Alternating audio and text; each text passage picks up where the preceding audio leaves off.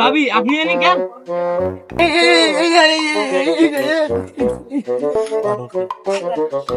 এই তুমি আসলি ও ঘরে তোর লোকে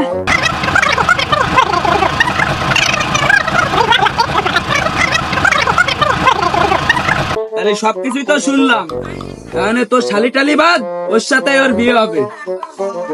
আচ্ছা ঠিক আছে, ঠিক আছে, তাই লোকজন ডায়ো, ডাই এক জায়গায় মিটিং টিটিং করো, ছেলে পেলে সব দাও। সবকিছুই তো বুঝলাম যে তোমরা বিয়ে তো করবা, সে কাজই ডাকো। তাহলে ওই শ্যাম কাজিরও ফোন দে।